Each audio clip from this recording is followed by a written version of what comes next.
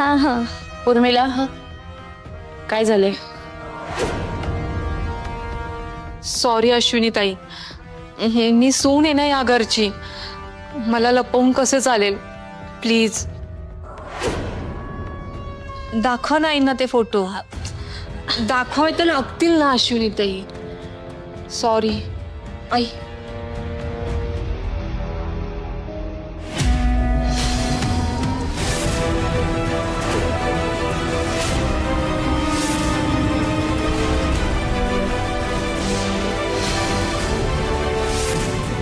ही मजे विथवर गेली. ही मुलगी आता फॅक्टरीत गेली माझ्या इंद्रासाठी डबा घेऊन. किती आतल्या गाठीची मुलगी आहे नाही, तर इंद्राला अक्कल नाही का? का सतत तिला जवळ करतोय हा? काय गरज होती एकाच डब्यात जेवायची? ही अवलक्षणी पोरगी माझ्या इंद्राला मुठीत घेण्यासाठी ना चांगलेच प्रयत्न करायला लागली. आई काही म्हणा, पण सगळ्यात जास्त चूक आपल्या इंदिरा भाऊजींची. त्या मुलीने लाख हट्ट केला असेल एकत्र जेवायचा, पण इंदिरा भाऊजींनी नाही म्हणायला हवं होतं ना. अहो, त्यांनी नुसता एकत्र डब्बाच खाल्ला नाही, तर कामगारांनी जेव्हा डब्यात शिळं अन्न का दिलं म्हणून बुवांना जाब विचारला, तर इंदिरा भाऊजींनी बुवांची बाजू घेतली आणि आपल्या कामगारांवरती ओरडले.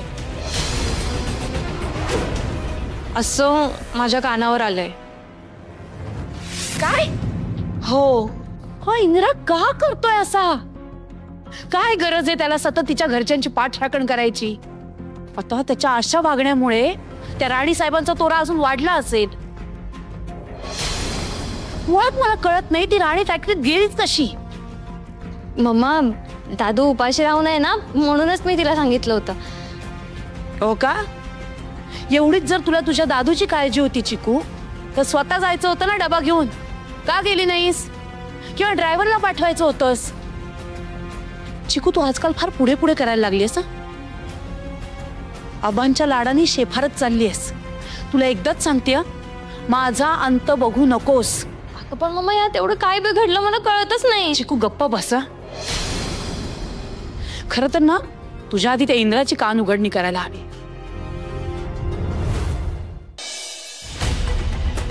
लग्न झालं ही चूक असेल ना, तर ती चूक माझी नाहीये सर, ती तुमची चूक आहे. हो, तुम्ही आजवर किती काय काय बोललात मला, किती वाईट वागलात सर तुम्ही माझ्याशी, पण तरीही मी शांत राहील. पण आता असंही होतंय सर, तुम्हाला मी नको आहे ना? ठीक आहे, मी जाते निघून. हा आई बोल. काय बोलू? काही बोलायला जागा ठेवलीस तू? आई आता काय झालं तेही मलाच विचारशील? हे बघ इंदिरा, हे फॅक्टरीमध्ये येत नसले ना तरी काय चाललंय मला माहित नाही असं नाहीये. तू आणि ती राणी एकाच डब्यात जेवलात का? का जेवलात? कशासाठी? एवढं प्रेम उतू चाललंय का तुझं त्या पोरीसाठी? आई आई शांतपणे मी काय सांगतोय ते ऐकून घे. राणी माझ्यासाठी टिफिन घेऊन आली होती. विक्रांत आणि केटी तिथे उभे होते. त्यांनी मला फोर्स केला की तिला भरव म्हणून. आता आमचं सगळं काही चांगलं सुरू आहे हे मला त्यांना दाखवणं भाग होतं, म्हणून मी हे नाटक केलं. अगं इंद्रा, हे सगळं ना एक दिवस तुझ्या अंगाशी येणारे लक्षात ठेव. बरं, तू फक्त एकत्र जेवला नाहीयेस, तेवढ्यावरच थांबला नाहीयेस. तू त्या कामगारांच्या समोर त्या राणीच्या बापाची बाजू घेतलीस तू. आई मी कुठलीही गोष्ट ठरवून केलेली नाहीये.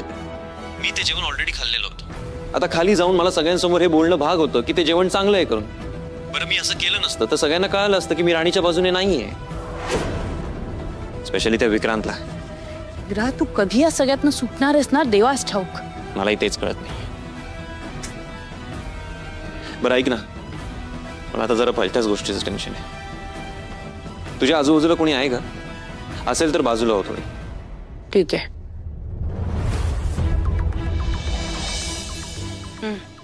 बोल, काय झालं आता?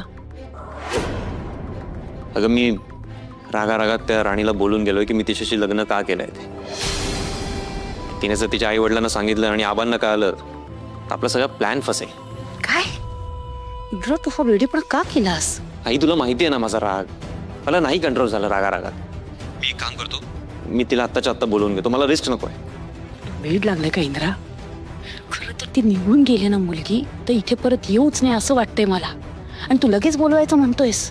आई आता थोडा धीर धर, कारण आता जर सगळं सत्य सगळ्यांच्या समोर आलं ना तर खूप अवघड होऊन जाईल. आता मला तिला बोलवून घेऊ दे.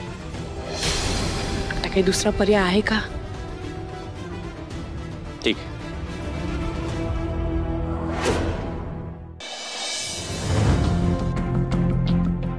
तुमची एवढी लायकी नाहीये की इंद्रजित महाडिकने तुमची बाजू घ्यावी.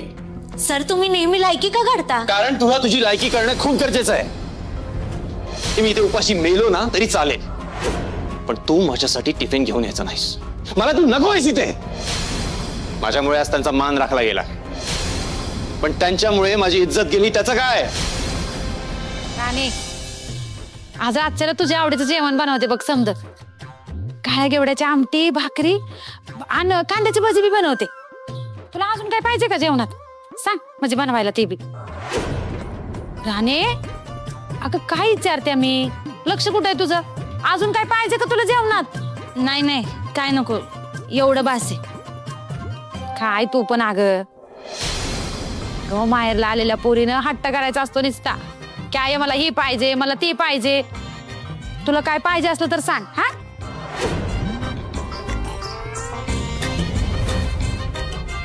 राणे,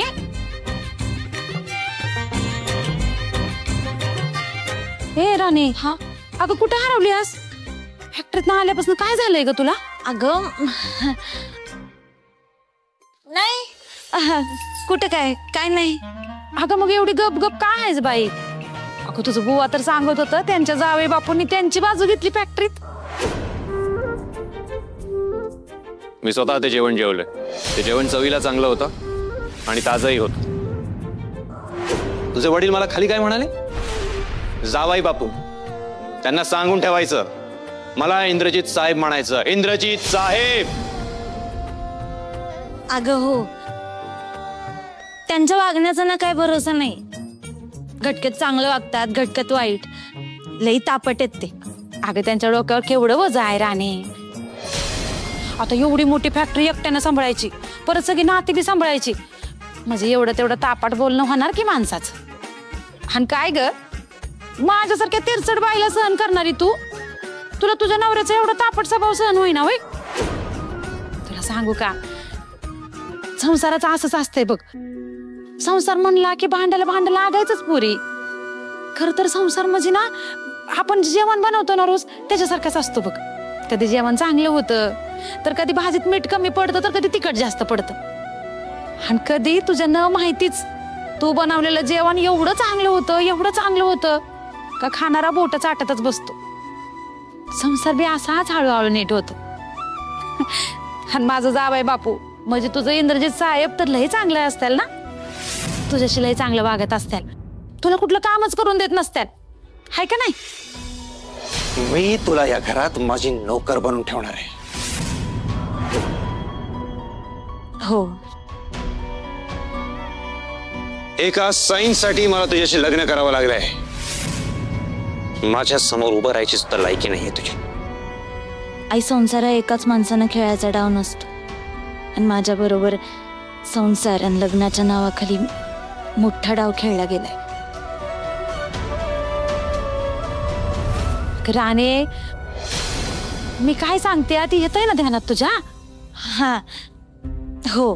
आणि बघ, आता माझे आणि तुझ्या बुवांची अजिबात काळजी करू नकोस. तुझ्या संसारावर नीट लक्ष दे. हा, आता मी धडधाकट आहे बघ, मला काय नाही झालं. हा, खरं सांगू का, मला तर असं वाटतं या का तू इथं होतीस आणि घरातली सगळी कामं करायचीस ना, म्हणून अशी झालते मी. आता तुझं लगीन चांगल्या घरात चांगल्या माणसावर झालंय ना, त्याचा खुशीतच मी एकदम बरी झाली आहे बघ, हाय का नाही? आणि बाई, बाकी सगळं जाऊ दे. हे बघ, आता गुन्ह्या गोविंदानं राहा. त्या घरातल्यांचा नीट मान सन्मान ठेव. त्यांच्याशी प्रेमानं, चांगलेपणानं, आपलेपणानं वाग. आणि सगळ्यात महत्वाचं म्हणजे तुझ्या नवऱ्याशी लई प्रेमानं वाग. आमच्यागत वागू नकोस. बर, आवर तुझं, मी बी आवरते. काही नुसतं मी प्रेमानं वागून नाही कळवायचं. तू आणि बुवा भले भांडत होतात, पण तुमच्यात प्रेम माया होती. पण आमच्यात तसलं काय नाही. आता मी जनावरासारखी दावणीला बांधली गेली. आता दाव सुटायचा नाही.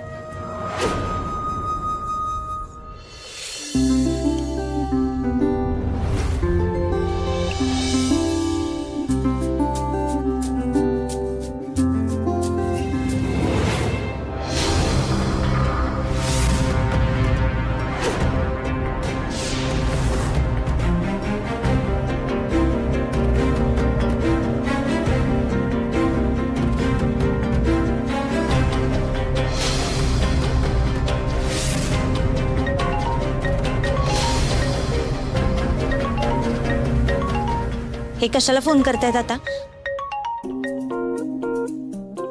हॅलो.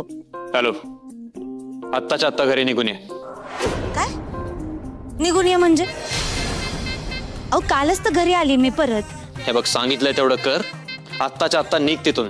अहो पण का झालंय काय असं? आर्ग्युमेंट करत बसू नकोस. पुढच्या 1 तासाच्या आत मला तू घरी हवी आहेस.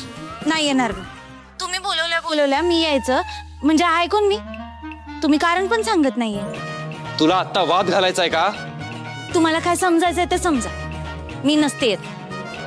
हे बघ, शांतपणे सांगतोय, ऐक. उगाच जर मी तुझ्या घरी आलो आणि काही उलट सुलट बोललो तर तुला त्रास होईल त्याचा. अहो पण आता मी घरी काय सांगू? वाटेल ते सांग. मी काही घरी घ्यायला येणार नाहीये तुला. तुला जसं यायचं तसं तुझी तू ये. अहो तुम्ही काय गे राणे, जावे बापूंना काही कर म्हणा बाई तुझ्याशिवाय. आता मायरा नाही आलीस तर बरंच परत बोलून घेतात ती. हो मला जावं लागणार आहे. ते येतात मला न्यायला. अगं पण तुझ्या आवडीचं जेवण बनवणार होते मी रातच्याला. अगं आई मी येईल की पुढच्या वेळी परत. तू असं तोंड पाडू नको, नाहीतर मग माझा पाय नाही निघणार इकडून. तर आली मोठी, जाणार नाही म्हणे. आवर लवकर. अगं पण राणी, जावई बापू पहिल्यांदाच आपल्या घरी येणार आहेत. म्हणजे आता तुझ्या नाही त्यांच्याच आवडीचं काहीतरी बनवायला लागेल मला. त्यांचा मानपान बी करायला लागल. आणि अगं तुझी बुद्धी बी द्यायला लागल दुरटी भरून. आणि अगं कसं आवरायचं ग एवढं सगळं? अगं हो किती टेन्शन घेशील. अगं आई आपल्याकडे आहे वेळ. ते आता मीटिंग मध्ये, त्यांचं मीटिंग संपेपर्यंत आपल्याकडे आहे वेळ आवरायला. ठीक आहे, उरकल आपलं. आणि मी तुला सांगते, ते म्हणतात ते इथे येतील मला न्यायला, पण ते काय इथे येणार नाही. का? इथं काय येणार नाहीत ती? आता ते अगं आता ते इथं आल्यावरती तू त्यांचा मानपान केल्याशिवाय, त्यांना जेव घातल्याशिवाय सोडणार आहेस का? आता ते माहिती आहे त्यांना, है ना? आणि लई काम आहे अगं त्यांच्या मागं. म्हणून मग त्या भीतीनं ते इथे येणार नाही. पण तू काळजी करू नका. पुढच्या वेळी जेव्हा त्यांना वेळ असेल ना, तेव्हा मी घेऊन येईल त्यांना, है ना? बरं चल, आता उशीर होतोय बाबा. तू आवरायला घे बरं पटापट. होय. हा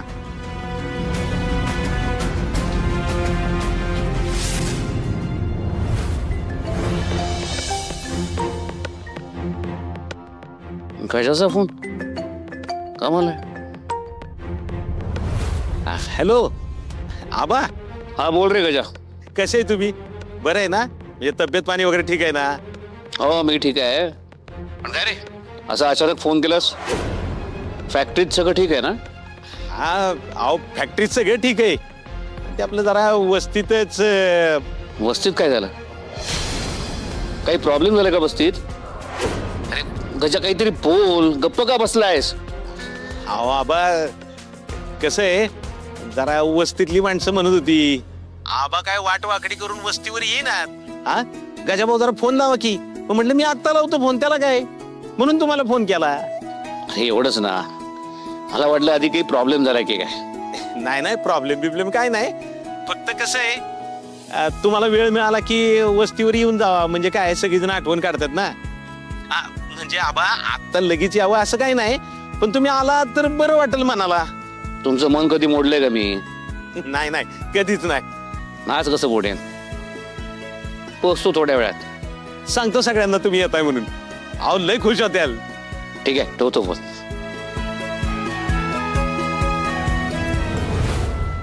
येतो म्हणले आबा.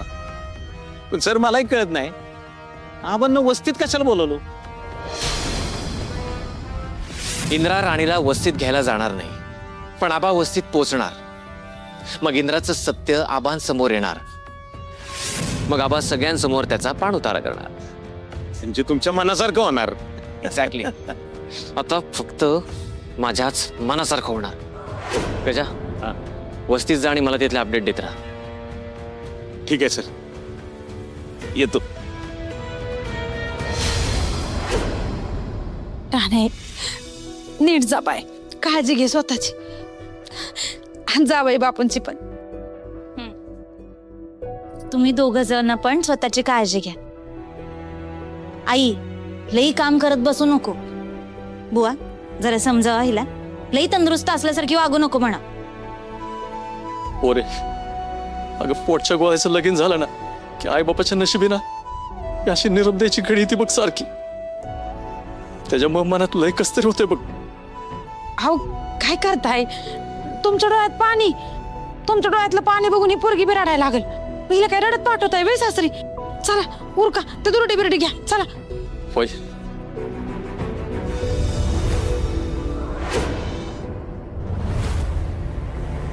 अरे आबा आले की. राणे, दा तोंड गोड कर बाय. राणे, एक मन म्हणतंय का तू जाऊ नकोस पोरी. दुसरं मन म्हणतंय खरीत आहे, पाळायला तर लागलच. म्हणजे मी जावं अशीच इच्छा आहे ना तुझी? मग अशी रडते काय? तू जर अशी वागली तर माझा पाय निघणार आहे का इकडून? अगं, नाही रडत.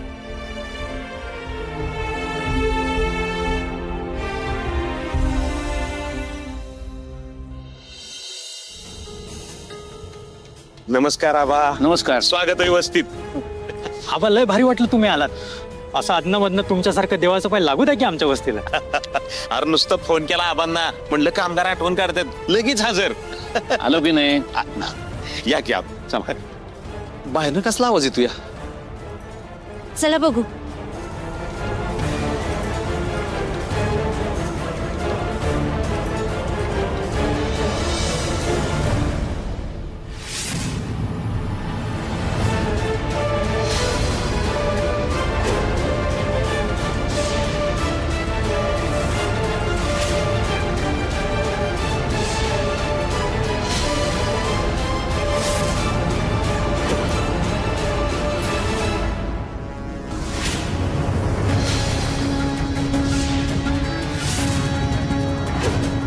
तू बॅग घेऊन कुठे निघालीस?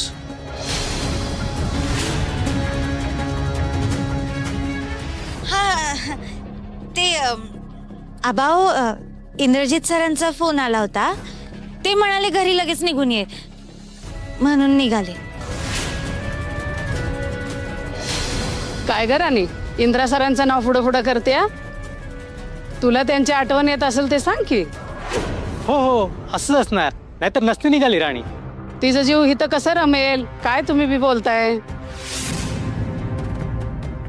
तसं असेल तर ठीक आहे, पण तू एकटीच का निघालीस? इंद्रा कुठे?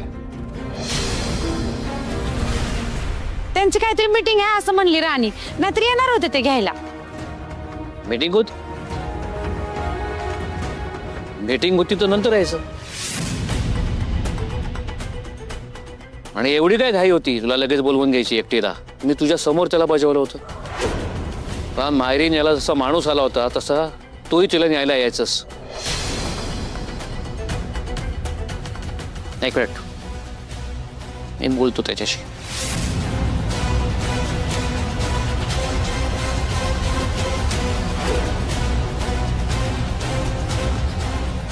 फोन कट करतोय.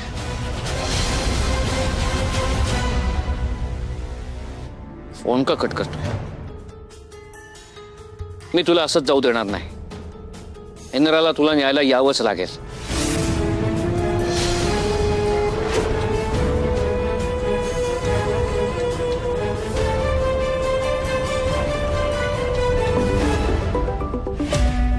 बोल गजा. हा विक्रांत साहेब, अहो इथं सगळं तुमच्या मनासारखंच होतंय. होय होय. अहो राणी बॅग घेऊन निघालीच होती तुमच्या घरी, पण तेवढ्यात आबा आले तिथं. आणि इंद्रा साहेब राणीला घ्यायला आले नाहीत म्हणून त्यांच्यावर लई चिडलेत.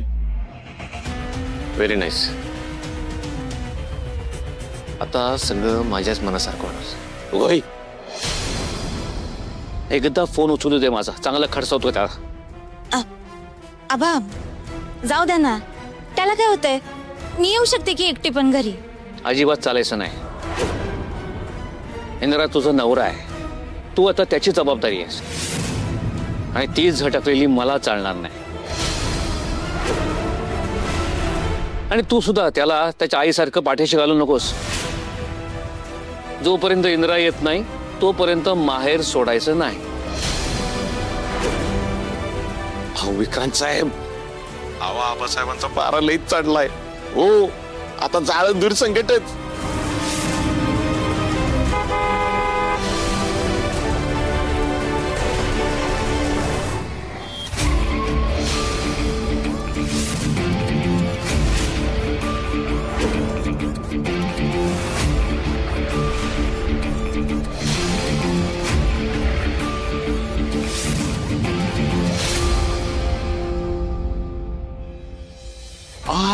विक्रांत साहेब गडबड झाली. काय काय काय झालंय? शेव व्हायला नको होतं तेच झालंय. अहो इंद्रा साहेब इथं आलेत. काय